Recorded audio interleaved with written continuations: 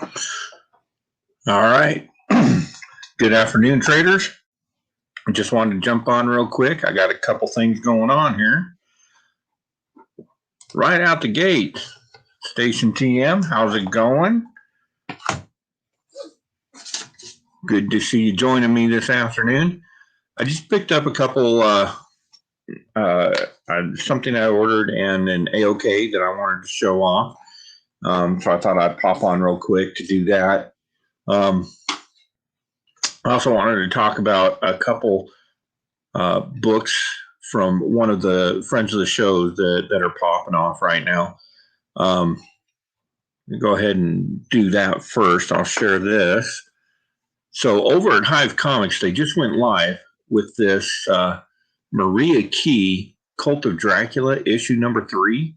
This is a Virgin exclusive that they have available, and this went live over the weekend. Just a really cool book.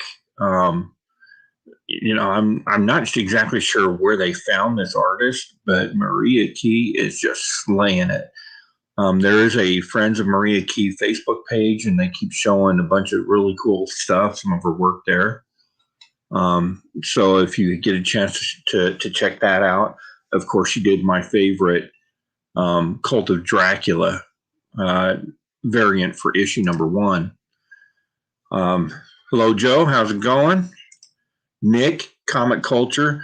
I don't know. I mean, we all know that we should be subbed up to TM at this point. If you're not subbed up to Nick at Comic Culture, like, he's got one of the coolest, freshest channels out there. I really love the content that he's putting out, and I'm hoping to reach out and do some work with him in the future. I think we have some very similar takes on new collectors and helping new collectors out and that type of stuff. But my first introduction to Nick was he did a video that was like an introduction to the anatomy of a comic shop. Just a really cool take. Really like what he's doing. So if you see this, Nick, Comic Culture, go check it out. Sub up to his channel. Fable, how's it going today, man? So anyway, Maria Key, the Cult of Dracula number 3. How's it going, Bob? Glad we were able to catch you. And then this one, I think this is going to be a sleeper. This is Cherry Blackbird number 1. It looks like it's going to be a really cool kind of a horror type book. I don't think it's an anthology. It follows a rock band called Cherry Blackbird, but this VHS cover is super cool. But also, the Hive guys had this go live over the weekend. This is the Maria Key variant on their issue number 1 for Cherry Blackbird. And they have this available on the website. You can get cover A and the Virgin variant for, I think it's like $23.99. So killer price. So I just thought I'd throw those out there. Of course, the Hive guys, you guys hear me talk about them a lot. They're good friends. They're a couple of great guys, and they do a lot for our community locally. We bump into each other at the comic shops. I do all their pressing and stuff, of course. And but beyond that, they do a lot of work for charity and working with kids, and donating just a ton to help out our local community. So I want to give them a shout out. You can check their stuff out over at hive-comics.com. All right. Well, looky who's here. How's it going, Bueller? That's actually, I got an AOK from Bueller. Mars, how's it going?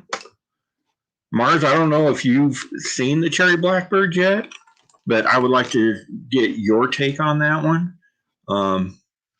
Kind of trust your judgment on those type of books, and I'd be interested to hear what you have to say about that one. So first, I'll just pop this open real quick. I got this AOK from everybody's favorite Bueller.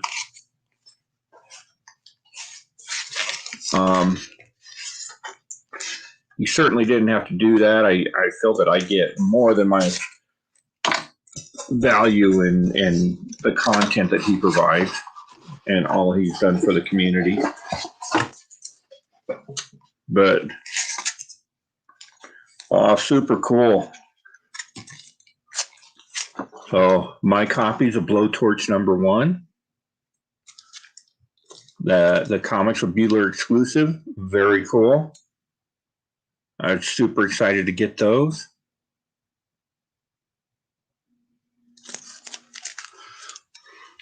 That color cover really pops. I mean, I'm definitely one that was into like that whole early 90s image, and I've got it all. I've got it in my short box over here. All those #1s, Wildcats and Savage Dragon, all that good stuff. So this is very reminiscent of that. Really happy. So thank you very much, Bueller. I very much appreciate it. So when he said they were in the mail, he wasn't lying. All right, that's pretty funny. So Mars just going to do an all-encompassing, hey, everybody. All right, and also I ordered this. At least I think I know what this is. I end up cutting it with my razor knife. I mean, it's obviously not a comic book. Yep, I saw these, and I just had to have them. So we're going to have some fun sorting and correlating cards. We got G.I. Joe. This is a 90s G.I. Joe trading card collection. So it was like a whole box this young lady had for sale, and they were super cheap. So I ended up snagging the whole thing. So that's pretty cool. And a couple comic impressions. Had a local customer. Met up with him at one of the LCSs, and he had some great books. And one of these, it was just, he was thinking about sending him in. I don't think that we're going to, at least I'm going to recommend against at least one of them. This one turned out real nice. Iron Fist 14. Of course, we all know that's the key. That's your saber-tooth key. So that is super cool. I mean, it turned out real well, pressed real nice and flat. We had a little bit of a spine roll we were able to get out. There's a couple micro breaks on the spine, but it lined up real nice and pressed real nice and flat. Real happy with the way it turned out, and I'll put some befores and afters up. But that's a beautiful book, trending pretty hot right now. I think anything X-Men or mutant related is going to be super hot. So I got that one, and then this one I'm going to actually see if he's looking at selling this one. When I got it, it had, I'll just show it. So Amazing Spider-Man 129. Of course, this is your big boy for the Punisher. His first appearance. But this book had sporing and mold, actually active colonies of mold all along here. And if you get, I don't even know if it will come through on this, you can see a little bit of the staining from the mold. When I put up the before and afters, it's actually quite dramatic. Like that was just kind of black splotches all along, and of course on the pages inside. And we were able to arrest that. We had some oxidation starting on the staples, and I was able to stop that. But it cleaned up real nice and pressed real nice and flat. So real nice big boy book there. And I'm hoping, I'm going to talk to him and see if I can maybe get it for a decent price. I mean, right now it's a low mid-grade maybe a 5, maybe. Nah, it won't be a 5. Maybe a 4, 4.0, 4.5. So, and which is perfect for me. I like those less expensive, lower grade books in my collection. I'm a low grade collector, and this has been a book I've always wanted in my collection. I was big on Punisher back in the day, and now all of a sudden, especially after Marvel's release last week, everything Punisher's just kind of taken off. So I don't know. I'll talk to him. I might make a play for this book because it would fit into my collection real nice, and it's a good looking. After the press, it's good looking for sure.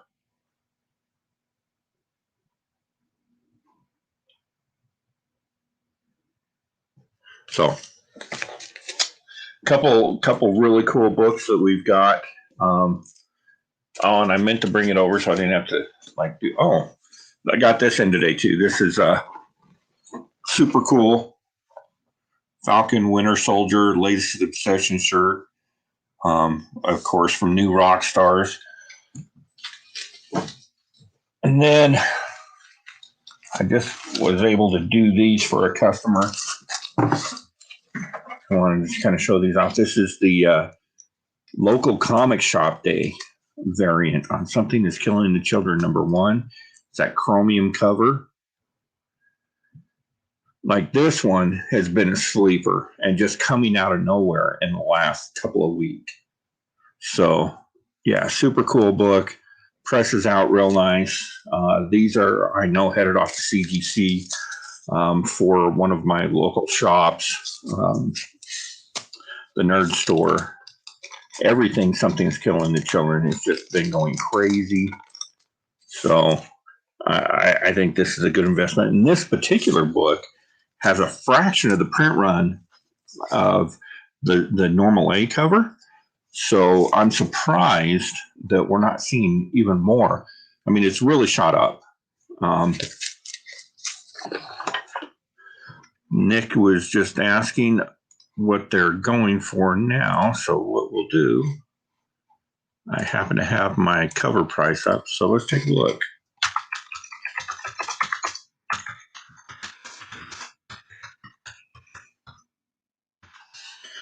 It's Killing the Children, issue #1. And if you're not familiar with coverprice.com, this is an invaluable tool. You kind of got to know how to read it. They're still going through a few adjustments and growing pains with the algorithm, but for the most part, extremely accurate, doing a great job. So A cover on this book is sitting raw at an average of $307. That's a trend over the last 90 days. Current trend has it going upwards, of course, and we knew it was going to. American Library Association. So your local comic shop day variant on this, right now, it's only showing over the last 90 days $38.69 on an average, with a upward trend of 46%. So, and then if you scroll down here, and so this is all of the raw data. So if we click on see sales data, it's going to give us the information. And I generally look at the last 5 to 7 sales and kind of see where we're at. So we've got a couple $40 sales that finished yesterday, a 36, a 35. Now this is a raw sell that somebody had entered in the 9.6, so 35, 35, 30, 30. So yeah, right now we're sitting at $35, $35 to $40 and trending up. And then you look at your graded cells. I'm going to go down to the 9.6s because I'm guaranteed that these are 9.6s. So you're looking at $70 to $100 So not bad, not bad at all. And I think it's a sleeper when people realize that it's a cool cover. I mean, the foil is cool. That when people realize that that particular book has a fraction of the print run of that number one, it's never going to beat an A cover, right? And we know that, or some of those A variants. But it's definitely a book that has some legs, especially when you see that something is killing the children, is just getting insane at this point. Like some of these are trending up 25, 30% in the last 90 days. So some crazy pricing on that book. Another one that kind of shocked me out of nowhere. Let me bring this one up.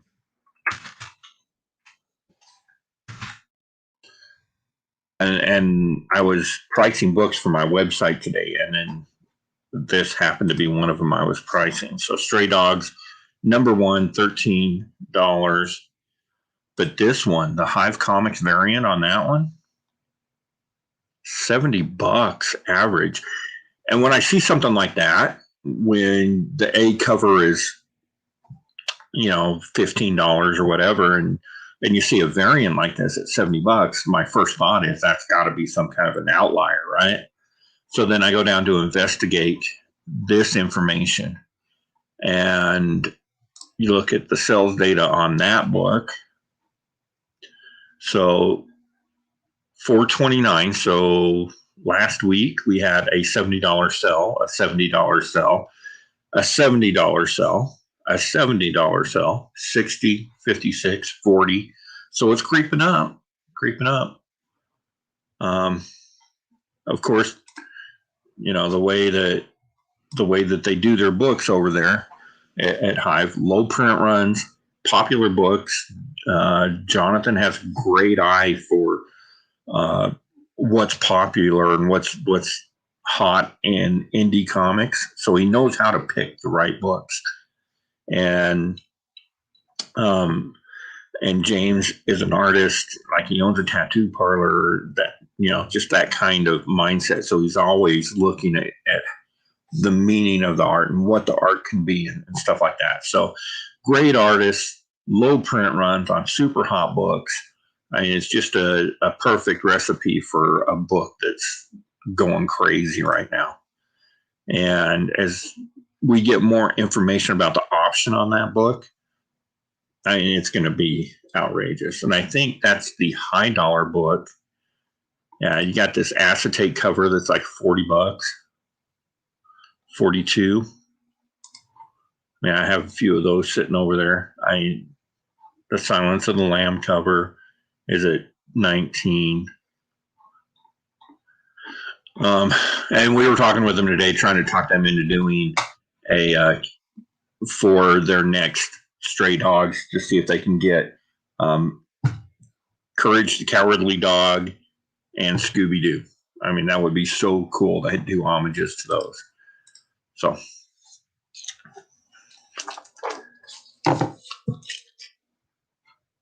I think I have to agree with Joe on this one. Yeah, Department of Truth's another one that's going crazy. I'm not sure why, but that next issue, or that number 9 issue, might be 6.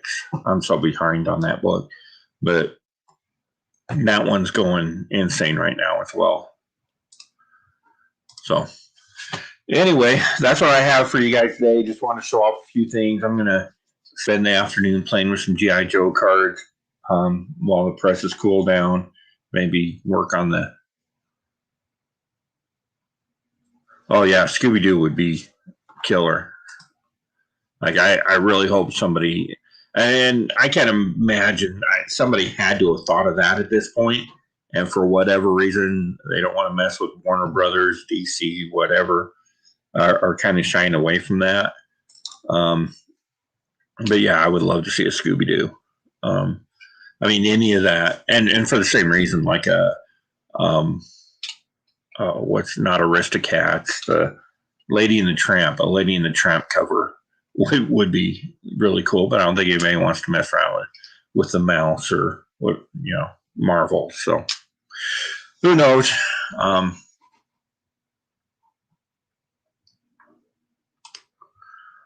Yeah, I would agree.